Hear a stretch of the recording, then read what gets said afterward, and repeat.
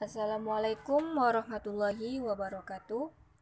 Perkenalkan, nama saya Astri Wulandari, NIM 7202220002, kelas akuntansi A. Di sini saya akan menyelesaikan tugas Critical Book Report pada mata kuliah Akuntansi Keuangan 2. Dosen pengampu oleh Bapak Jumiadi AW, MSI AK, dengan materi pendapatan. Baiklah, langsung saja. Yang pertama ada pengertian pengakuan pendapatan. Pengakuan pendapatan adalah risiko penipuan teratas dan terlepas dari aturan akuntansi yang diikuti IFRS atau US GAAP. Risiko atau kesalahan dan ketidakakuratan dalam pelaporan pendapatan adalah signifikan. Penyajian kembali untuk pengakuan pendapatan yang tidak tepat relatif umum dan dapat menyebabkan penyesuaian harga saham yang signifikan. Berikut prinsip pengakuan pendapatan. Ada 4 prinsip. Yang pertama yaitu pendapatan melalui penjualan produk dapat diakui pada tanggal penjualan maupun tanggal penyerahan kepada pelanggan. Yang kedua, pendapatan atas pemberian jasa yang diakui pada saat pekerjaan jasa sudah dilakukan dapat ditagih. Yang ketiga, pendapatan dalam mengizinkan pihak lain untuk menggunakan aktivitas perusahaan, misalnya seperti bunga, sewa, dan royalti. Dan yang keempat, pendapatan atas penjualan aktiva yang selain produk diakui pada tanggal penjualan tersebut. Selanjutnya ada metode pengakuan pendapatan sebelum penyerahan. Ada 2 metode. Yang pertama yaitu metode pengakuan pendapatan dan presentasi penyelesaian. Penggunaan metode ini dapat memberikan estimasi pendapatan, progres, ataupun tarif. Dan yang kedua ada metode pengakuan pendapatan untuk kontrak selesai. Metode pengakuan pendapatan dapat dilakukan ketika kondisi kontrak kerjasama sudah selesai. Selanjutnya, lingkungan saat ini. Yang pertama, pedoman pengakuan pendapatan. Ketika besar kemungkinan manfaat ekonomi akan mengalir ke perusahaan, dan ketika manfaatnya dapat diukur dengan andal. Pengakuan lebih tepat jika ada tingkat kepastian yang tinggi tentang jumlah pendapatan yang diperoleh. Pengakuan yang tertunda jika tingkat ketidakpastian mengenai jumlah pendapatan atau biaya cukup tinggi. Penjualan tidak mewakili penyelesaian substansial dari proses pendapatan. Yang kedua ada berangkat dari dasar penjualan. Pendapatan harus diukur pada nilai wajar dari imbalan yang diterima ataupun dapat diterima. Yang pertama, diskon. Diskon dagang atau volume yang harus mengurangi imbalan yang diterima atau dapat diterima dan pendapatan terkait. Jika pembayaran tertunda, penjual harus memperhitungkan tingkat bunga untuk perbedaan antara harga tunai atau setara tunai dan jumlah yang ditangguhkan. Berikut dapat kita lihat pada contoh soal pengakuan pendapatan. Penyelesaiannya dengan rumus perhitungan, perkiraan laba kotor sama dengan harga kontrak dikurang biaya yang dikeluarkan ditambah penarikan biaya. Persentase penyelesaian sama dengan biaya yang dikeluarkan atau total perkiraan. Berikut jurnal pengakuan pendapatan untuk pencatatan tagihan biaya. Pada tanggal 1 Agustus 2018, konstruksi dalam proses didebit sebesar 200 juta, cash dikredit sebesar 200 juta. Jurnal pengakuan pendapatan untuk mengakui adanya suatu piutang kontrak. Pada tanggal 1 Desember 2018, piutang usaha didebit sebesar 500 juta, konstruksi dalam proses dikredit sebesar 500 juta. Jurnal pengakuan pendapatan untuk penerimaan pendapatan atas tagihan. Pada tanggal 1 Desember 2018, cash didebit sebesar 500 juta, piutang usaha dikredit sebesar 500 juta. Selanjutnya pengakuan pendapatan di point of sale. Yang pertama ada pengukuran pendapatan penjualan. Langsung saja kita masuki pada contoh, yaitu perusahaan Samsung memiliki perjanjian dengan pelanggannya bahwa ia akan memberikan diskon volume 3% kepada pelanggannya jika mereka membeli setidaknya 2 juta produknya selama tahun kalender. Dalam 2 tahun sebelumnya, Samsung menjual lebih dari 3 juta hingga pada periode 1 April hingga 31 Desember. Samsung membuat entry berikut pada tanggal 31 Desember dengan jurnal piutang di debit sebesar 679.000 dan penjualan di kredit sebesar 679.000. Dengan asumsi pelanggan Samsung memenuhi ambang diskon, Samsung membuat entry sebagai berikut. Dengan jurnal cash di debit sebesar 679.000 dan piutang di kredit sebesar 679.000. Jika pelanggan Samsung gagal memenuhi ambang diskon, Samsung membuat entry berikut. Dengan jurnal cash di debit sebesar 700.000, piutang di kredit sebesar 679.000 dan diskon penjualan hangus sebesar 21.000. Ketika transaksi penjualan melibatkan pengaturan pembiayaan, nilai wajar ditentukan dengan mendiskontokan pembayaran menggunakan tingkat bunga yang diperhitungkan.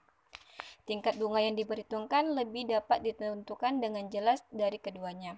Yang pertama, tingkat yang berlaku untuk instrumen berserupa dari penerbit dengan peringkat kredit yang sama, atau tingkat bunga yang mendiskontokan jumlah nominal instrumen ke harga jual barang atau jasa saat ini.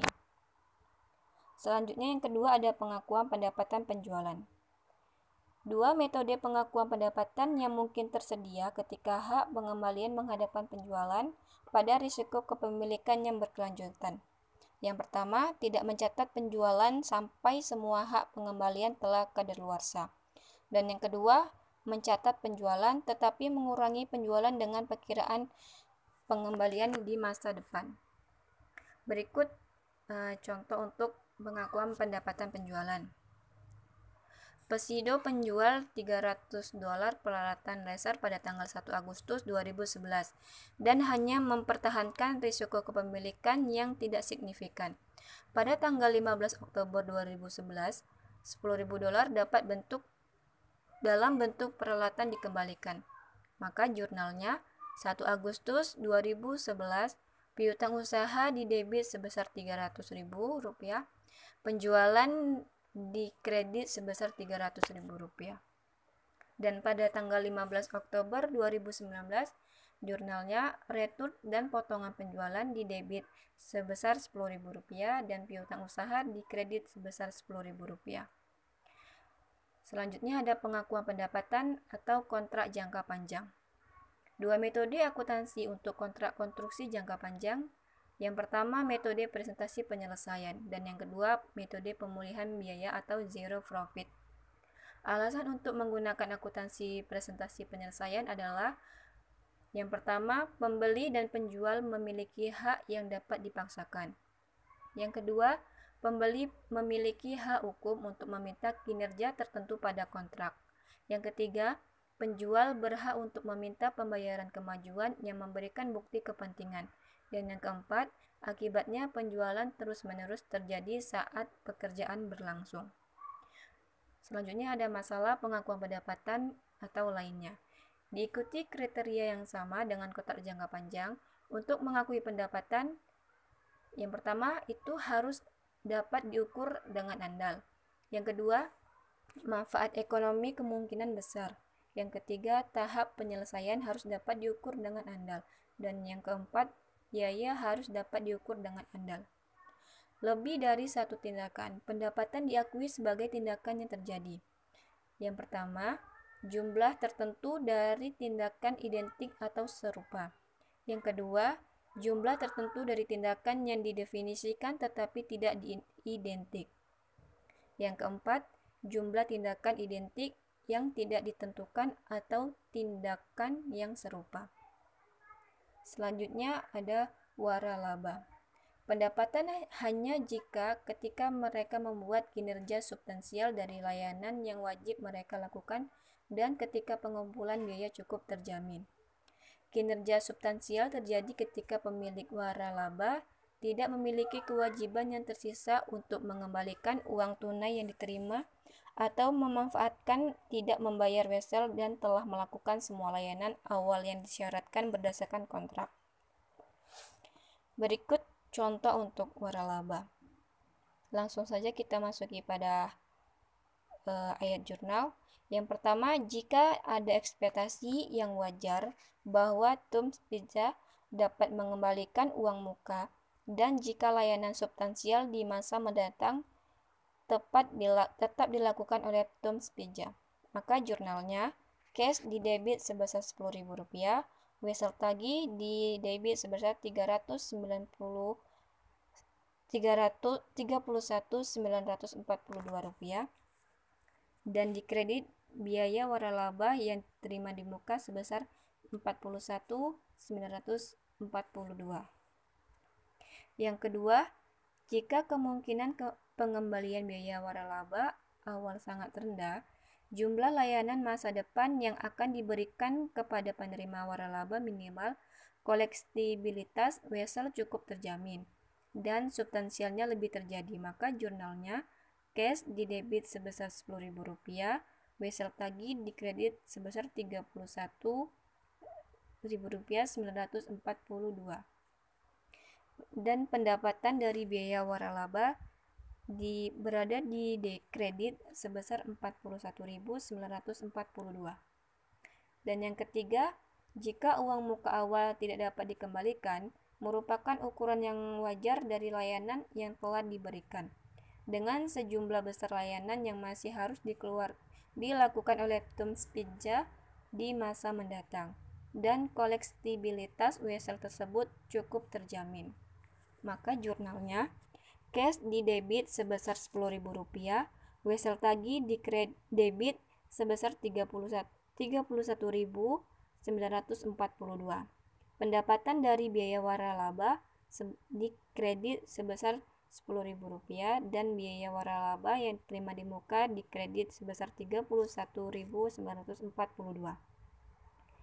Dan yang keempat, jika uang muka tidak dapat dikembalikan dan tidak ada layanan masa depan yang diperlukan oleh pihak pemilik waralaba, tetapi penagihan wesel sangat tidak pasti sehingga pengakuan wesel sebagai aset tidak beralasan, maka jurnalnya harus cash di debit sebesar Rp10.000 dan pendapatan dari biaya waralaba di kredit sebesar Rp10.000.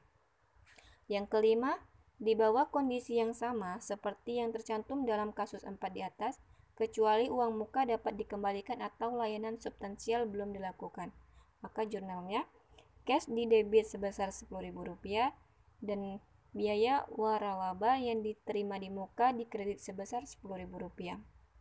Dalam kasus 4 dan 5, di mana pengumpulan wesel sangat tidak pasti, pemilik waralaba dapat mengenali penagihan tunai menggunakan metode pemulihan biaya. Sekian dan terima kasih. Wassalamualaikum warahmatullahi wabarakatuh.